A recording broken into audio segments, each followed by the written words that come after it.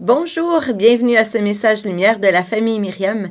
Il est bon de se retrouver aujourd'hui pour partager la parole de Dieu en ce beau jeudi de la 29e semaine du temps ordinaire. L'évangile aujourd'hui, elle est tirée de Saint Luc. En ce temps-là, Jésus disait à ses disciples, « Je suis venu apporter un feu sur la terre, et comme je voudrais qu'il soit déjà allumé. Je dois recevoir un baptême, et quelle angoisse est la mienne jusqu'à ce qu'il soit accompli. Pensez-vous que je sois venu mettre la paix sur la terre? Non, je vous le dis, mais bien plutôt la division. Car désormais, 5 personnes de la même famille seront divisées, 3 contre 2 et 2 contre 3. Ils se diviseront le père contre le fils et le fils contre le père, la mère contre la fille et la fille contre la mère, la belle-mère contre la belle-fille et la belle-fille contre la belle-mère. » C'est un évangile très intéressant et savez-vous à quoi il me fait penser? À la Genèse. Parce qu'au début de la Bible, dans la Genèse, il y a Dieu. Au commencement était Dieu. Et Dieu dit.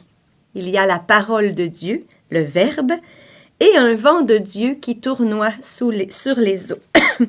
Et ensuite, Dieu crée et il sépare la lumière et les ténèbres.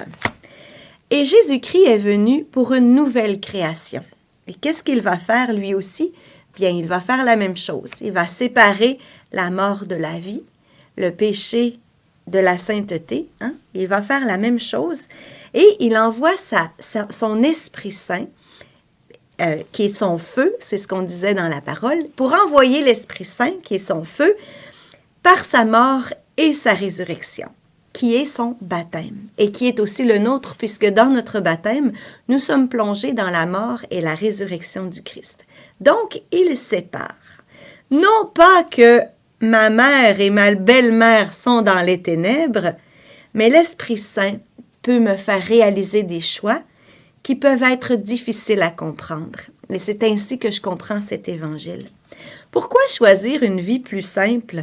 Pourquoi choisir la fidélité dans mon mariage? Pourquoi avant j'aimais tant la mode, les maquillages compliqués qui rajeunissaient de 20 ans, les vêtements de marque?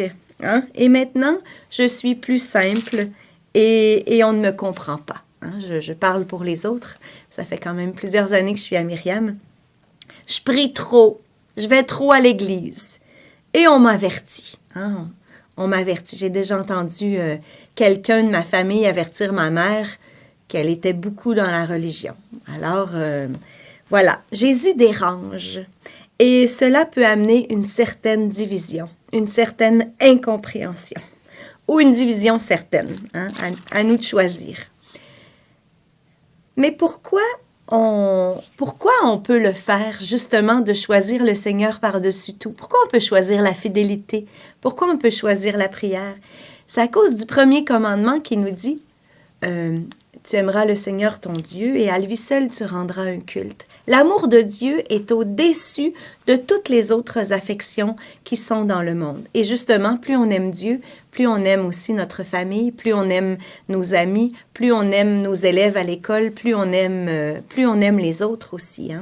Alors l'amour de Dieu est au-dessus de tout et c'est cet amour qui anime les martyrs et les petits martyrs quotidiens de la charité qui nous prépare pour la vie éternelle.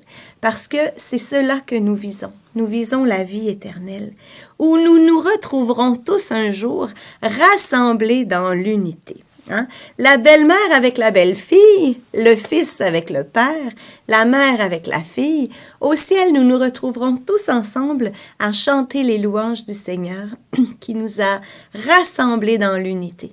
Jésus est mort afin de rassembler dans l'unité les enfants de Dieu dispersés. C'est ce qu'on dit dans la parole de Saint Jean au chapitre 11 et au verset 52.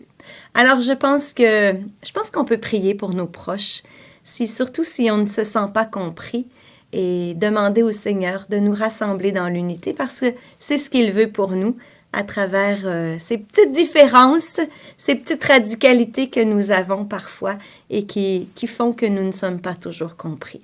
Je te souhaite une belle journée. Au revoir et à demain. Jésus.